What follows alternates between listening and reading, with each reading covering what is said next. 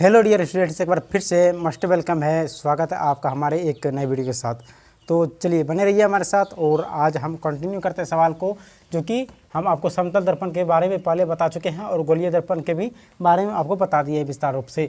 तो आज जो बताएंगे हम गोलीय दर्पण के कुछ महत्वपूर्ण बिंदु है जो कि इम्पोर्टेंट है और आपका परीक्षा की दृष्टि से पूछा जाता है। ठीक है, तो चलिए सबसे पहले ध्रुव जो है, ध्रुव किसको कहता है उसके बारे में बताएंगे। तो एक देखिए आपका जो कि अवतल दर्पण का जो है क्या है, स्वरूप है नाम में है। ठीक है, और इसमें जो है अवतल दर्पण में या फिर आप उत्तल दर्पण में भी इस प्रकार से बना सकते हैं, जैसा कि हम अभी बताएंगे। ठीक है, तो देखिए एक यहाँ जो सबसे पहले आपको यहाँ समझना है, यहाँ से लेकर के जो है यहाँ तक, तो इसको क्या कहते हैं, वक्रता केंद्र कहते हैं प्यारे बच्चों। इसको वक्रता केंद्र कहेंगे और इसको क्या कहेंगे, यानी कि इसको वक्रता केंद्र कहेंगे। सर्कल के नाम से जाना जाता है।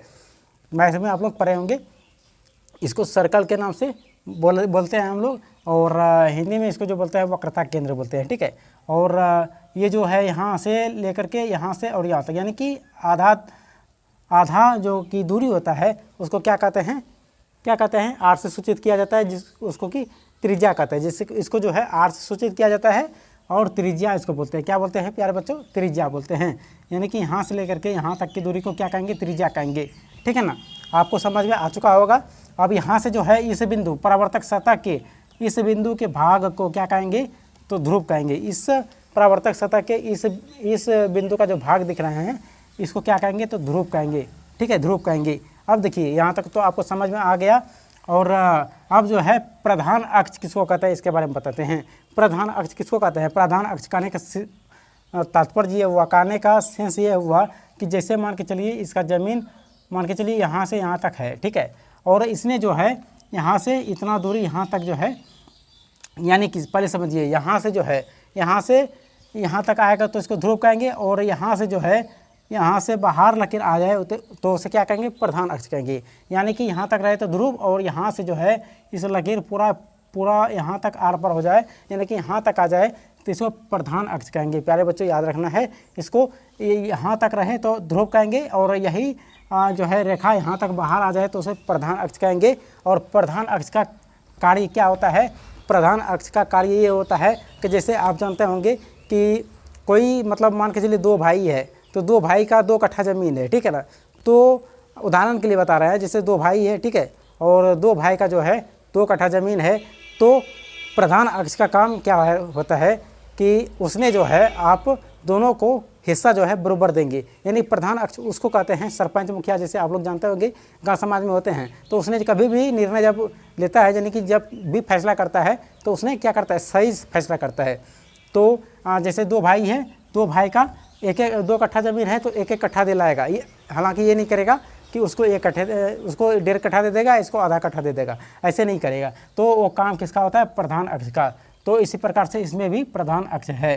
ठीक है ना, चलिए समझ में आ गया होगा, और ध्रुव आपको समझ में आ गया होगा। अब देखिए आपको जो है ये ध्रुव समझ में आ गया। वक्रता केंद्र भी अभी हम बताएं आपको, वक्रता केंद्र इसको कहते हैं, इस वाला सिस्टम को क्या कहते हैं, वक्रता केंद्र कहते हैं। और वक्रता त्रिज्या किसको कहते हैं, वक्रता त्रिज्या यहाँ से जो यहाँ तक हमारा यहाँ से जो कि यहाँ तक बिंदु आता है इसको क्या कहेंगे, त्रिज्या कहेंगे। यानी कि यहाँ से इस परावर्तक सतह तक आता है तो इसको त्रिज्या कहेंगे, वक्रता त्रिज्या कहेंगे। और फोकस किसको कहेंगे, फोकस किसको कहेंगे, देखिए फोकस किसको कहेंगे, देखिए यानी कि मान के चलते हम यहाँ से एक रेखा जा रहा है। ठीक है, यहाँ से मान के चलिए एक प्रकाश जा रहा है। ठीक है, एक प्रकाश यहाँ आया। ठीक है, अब यहाँ प्रकाश आया, अब यहाँ से जो कि यहाँ से टकराने के बाद रिटर्न होकर के जो है हमारा यहाँ तक आ गया।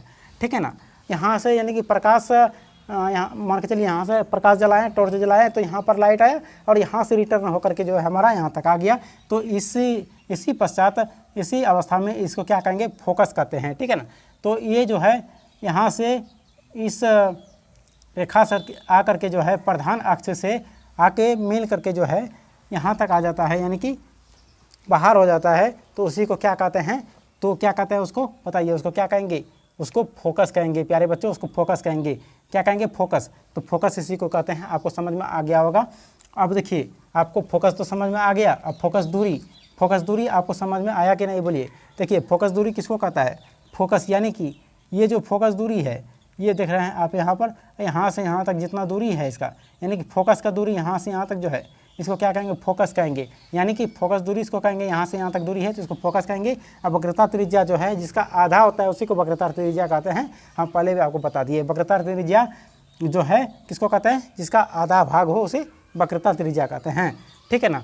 अब आपको फोकस दूरी भी समझ में आ गया होगा भली भांति। अब प्रधान अक्ष आपका बच गया, प्रधान अक्ष बच गया। तो प्रधान अक्ष अभी हम आपको बताएं कि ये वाला रेखा जो है इससे आकर के बाहर आकर के मिल जाता है, यानी कि इससे बाहर आके इससे जो है बाहर आ जाता है तो इसको क्या कहते हैं, प्रधान अक्ष कहते हैं, ठीक है ना। प्रधान अक्ष भी आपको समझ में आ गया होगा। अब देखिए द्वारक, आपका लास्ट बचा द्वारक। तो द्वारक किसे कहते हैं, द्वारक के बारे में आपको विस्तार से अच्छे से समझना होगा, नहीं तो समझ में नहीं आएगा। देखिए विस्तार द्वारक का मतलब ये हुआ कि यहाँ से लेकर के यहाँ कितना दूरी है, यानी कि यहाँ से लेकर यहाँ तक में कितना दूरी है, इस दूरी को ही क्या कहते हैं, द्वारक कहते हैं। दर्पण का द्वारक कहते हैं। दर्पण यानी कि यहाँ से यहाँ पर तक जो है दर्पण का चौड़ाई कितना है, बताइए। ये जो दर्पण देख रहे हैं आप, ये दर्पण का चौड़ाई कितना है, अंदाज़ लगा सकते हैं। मान के चलिए हम यहाँ पर ऐसे नाप रहे हैं तो देखिए कि कुछ हमारा एक बित्ता से कुछ ज़्यादा हो रहा है। तो एक बित्ता से कुछ ज़्यादा हो रहा है तो हम कह सकते हैं सर एक बित्ता से कुछ ज़्यादा हो रहा है, तो इसी को हम क्या कहेंगे, इस नापने की कला को क्या कहेंगे, तो द्वारक कहेंगे। द्वारक कहेंगे, समझ में आ गया होगा आपको, द्वारक कहेंगे। तो दर्पण की चौड़ाई को क्या कहेंगे, द्वारक कहते हैं। द्वारक कहते हैं इस और इस यहाँ से यहाँ तक का जो लंबाई यहाँ से जो यहाँ तक नाप होता है उसको क्या कहते हैं, द्वारक कहते हैं। तो आपको यहाँ तक समझ में आ गया होगा, ठीक है। चलिए इसको मिटा देते हैं।